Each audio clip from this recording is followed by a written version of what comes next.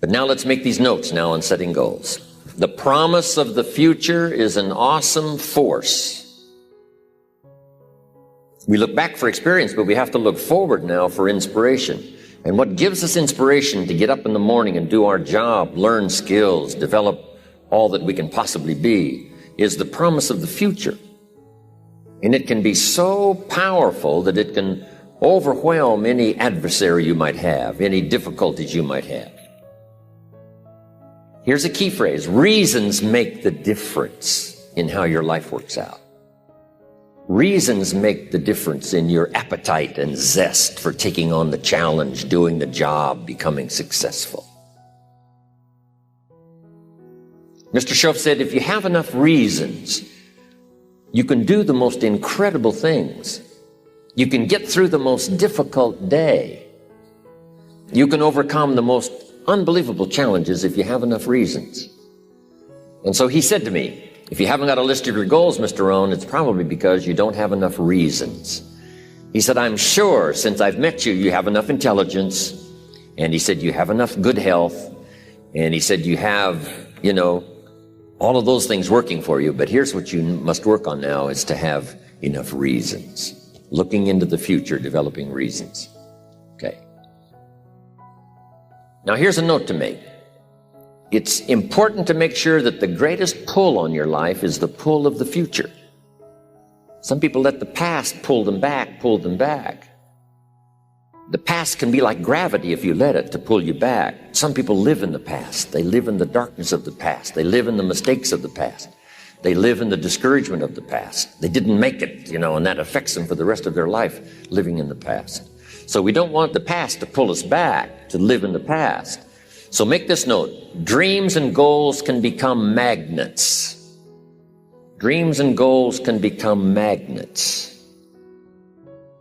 And the stronger the goal, the higher the purpose, the more powerful the objective, the stronger this magnet is that pulls you that direction.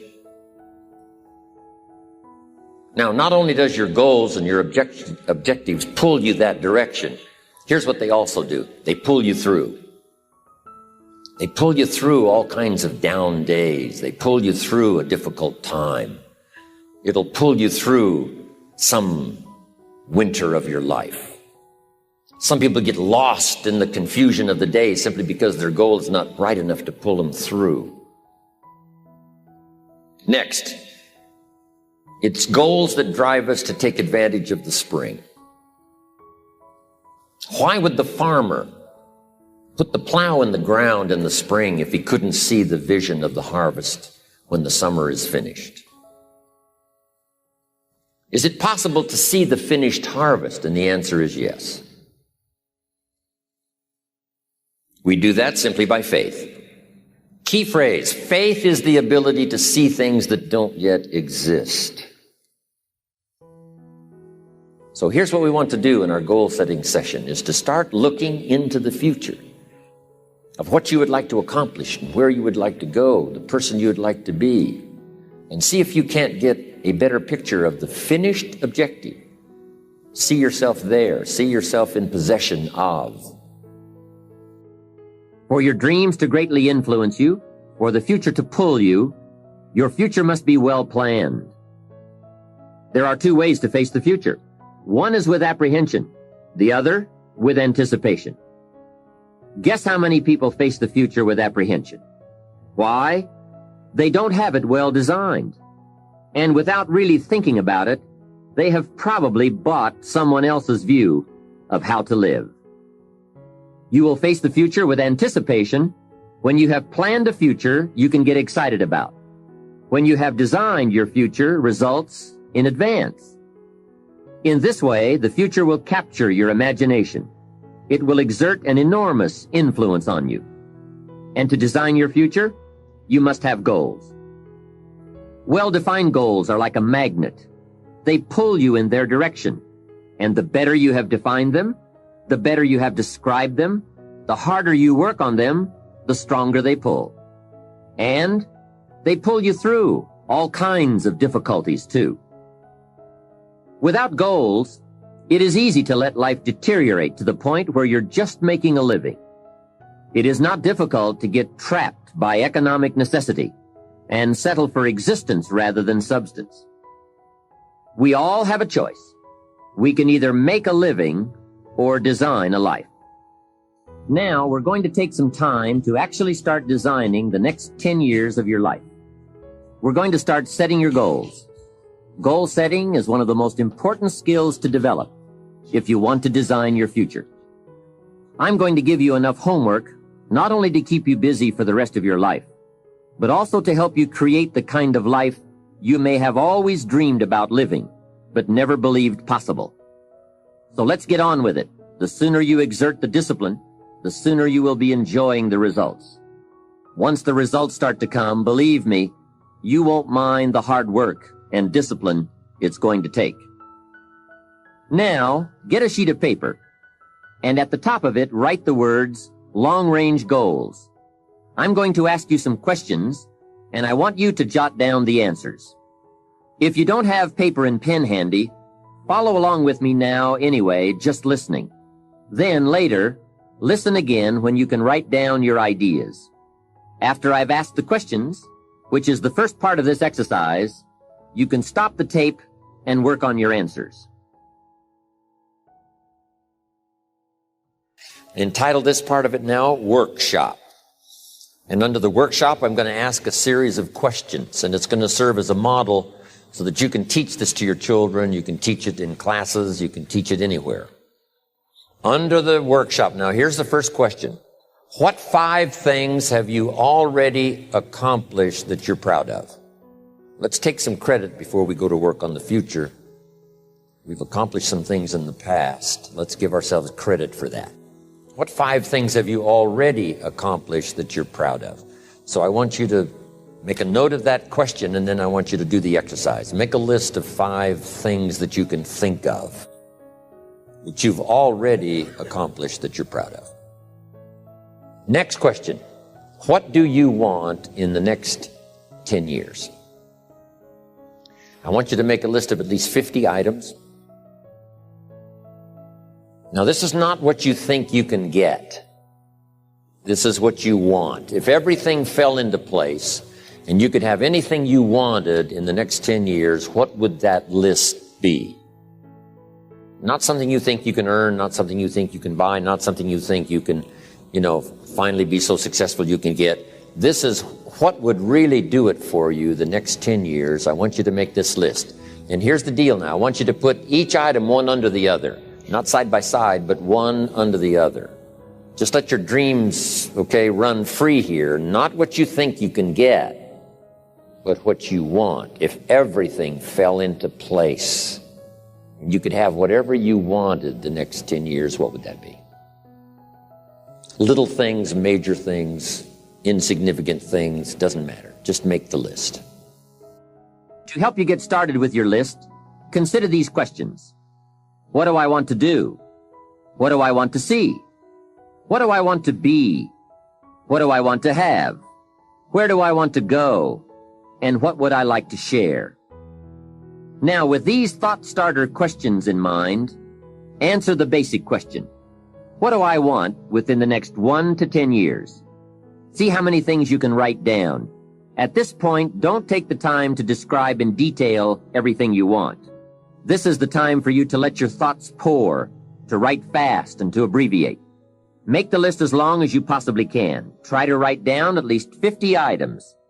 50 things you want within the next 1 to 10 years. These are long-range goals. Spend about 12 to 15 minutes on this. The key is to put everything on your list. Now, the key is to take it out of your head and put it on paper. You can dream about what you want, but when you start committing it to paper, now it more formalizes. Information now starts to make a composite of an idea. And ideas can turn into hotels. Ideas can turn into enterprises. Ideas can turn into a fabulous career. We need the information. We need the stimulation. What experiences would you like to have in the next 10 years? Parachute out of an airplane, star in a movie, start a new family, learn to play a musical instrument, try a new sport? What do you want for your children? That's a whole list in itself. Education, places you want to take them. Some changes you'd like to make, some habits you'd like to drop, some new ones you'd like to acquire. You might make a list of the people you want to meet over the next 10 years. Benevolence goals. Maybe you've got a long list of projects you'd like to support. Now, this is not what you think you can do. This is what you'd really like to do. How about your investments? Properties. Make a list of your health goals. Got to have a good physical support system over the next 10 years. How healthy do you want to be? Some goals for your career, your business, some productivity goals, a hobby you'd like to start, new car, become a race driver. What classes would you like to teach? Some of your goals should be personal development. The person you wish to become. Develop skills that make you attractive to the marketplace. Develop the temperament and the attitude that makes you attractive to the business world. Because here's what's important. It's not what you get that makes you valuable. It's what you become that makes you valuable. Okay, now we're going to do some things with this list. Here's the next exercise. I want you to look at each item on this list you've made and give each item a number. The number being a 1, 3, 5, or 10. And this is why. I want you to look at an item and say, I think that would take about 1 year. Another item, you say, I think that would take about 3 years. Another item, I think that would take 5. And another item, looks like that's going to take 10. Give each item now a number of what you think it might take to achieve that goal, a 1, a 3, a 5, or a 10. Just somewhere close, doesn't have to be exact. That's about a 1, that's about a 3-year goal, that's about a 5-year goal, that's about a 10-year goal. Now, as soon as you've given each item a number, I want you to now go through and count them. How many 1s, how many 3s, how many 5s, how many 10s? And then just make a little list of those numbers. How many 1s, 3s, 5s, 10s?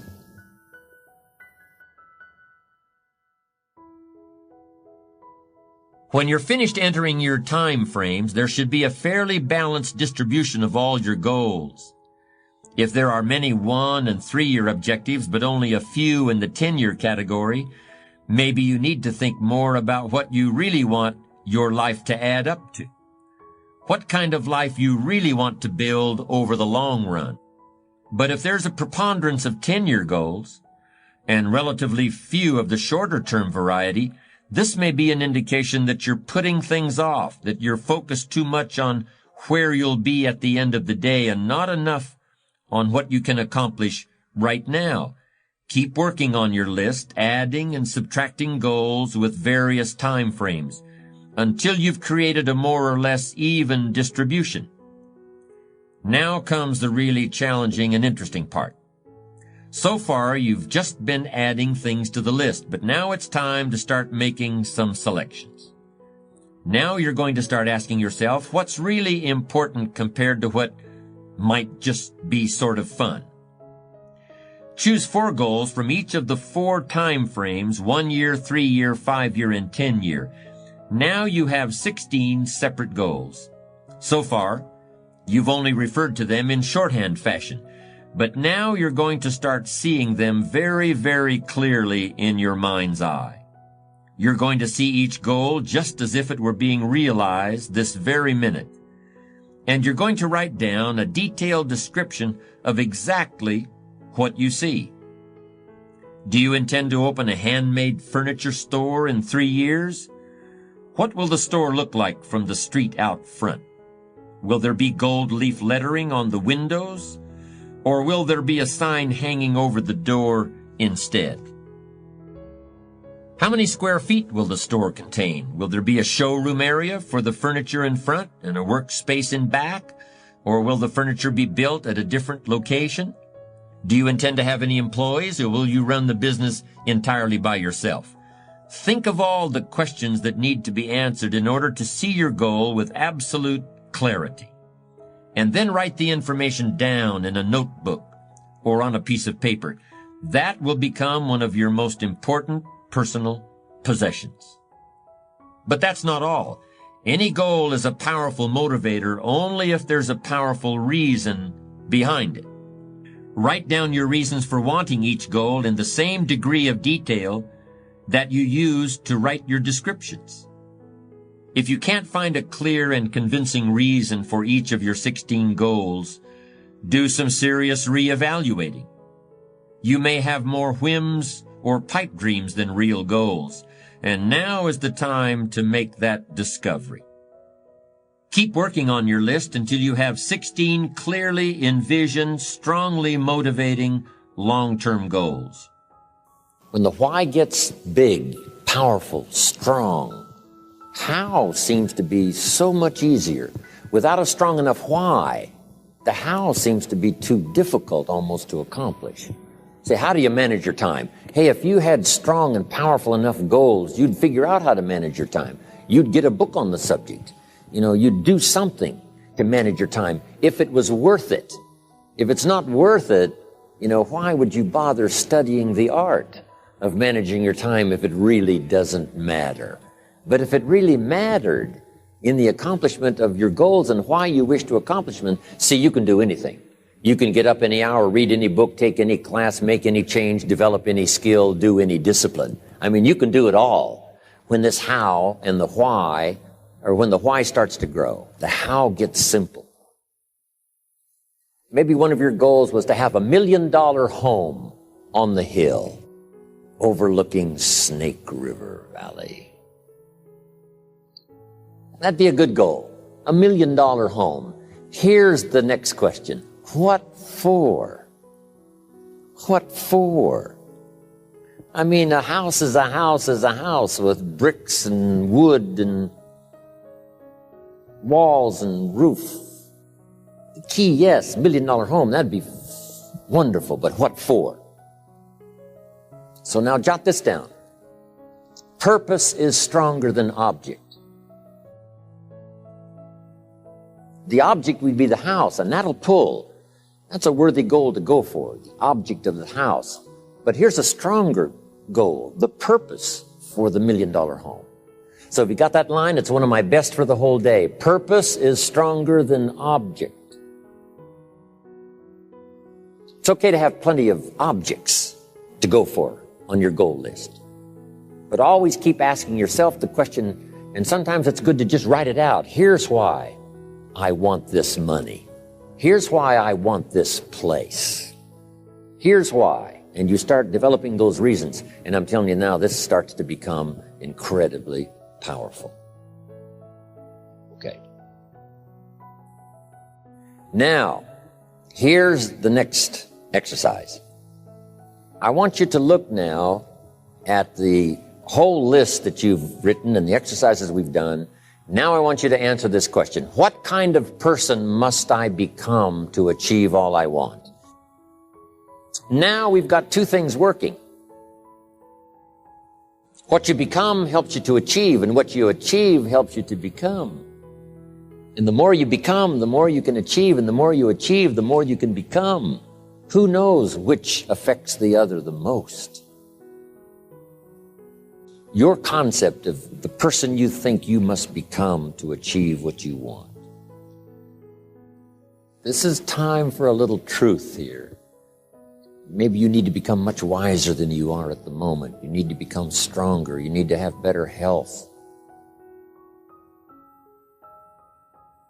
Maybe you need a little coaching to really become the person I want to become. I'm going to have some coaching. Physical coaching, spiritual coaching, developing skills coaching. To be the influence you want to be, you got to build an incredible reputation. What kind of person must I be to attract all that I want in my life and the people that I want and the opportunities that I want? You may find that some of your goals you thought at first glance were important are not important after all. Do some reflecting, refining, and revising.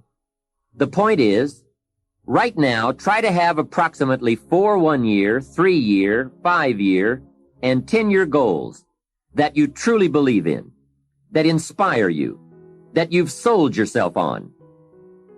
When these goals and the reasons you want to obtain them are each clearly described in a brief paragraph, transfer this information to a journal or some type of notebook that you can carry with you easily and refer to often. It's essential to set aside some time every week to review all of your goals, to rearrange them, redo them, restructure them, to add goals, or to tear up the whole list and start over. Goal setting is not something you do just once. It's a continual process. Also, you must constantly check your progress toward your goals. You don't want to fall too far behind on, or worse, lose sight of, your important goals. Now, just as important as your long-range goals are your short-range goals. Your goals for tomorrow, next week, next month, 6 months from now. These are goals you can accomplish within the next year, the immediate future. We call these goals confidence builders. When you work hard, burn the midnight oil, and accomplish these little things, it builds your confidence to go for your long-range goals. Write down in your notebook or journal all the little things you would like to have or accomplish in the next year. How you set up this list is up to you. You might want to break it down by week or by month. Set it up in whatever way works well for you. Part of the fun of having a list is being able to check off something as obtained or completed. Every week, try to check off at least one thing on your list of short-term goals. And when you are able to check off something major, something on your list of long-range goals, celebrate. Make winning joyful. Congratulate yourself. It is very important to celebrate progress. We grow from 2 experiences. One is the joy of winning, and the other is the pain of losing. Here's what that also means. Make losing painful. Put it on yourself. If you set something up, fooled around, didn't pull it off, put it on yourself. And get around people who will help in this area. Hey, don't join an easy crowd. Go where the expectations are high, where the pressure to perform is high. It's how we grow. Review what you've written at times, and keep track of your progress toward these objectives. Above all, persevere. Goal setting is a very important first step, but goal achievement is a continuous, lifelong process. That's what makes it so challenging. That's also why it's so extremely rewarding to finally attain your long-term goals.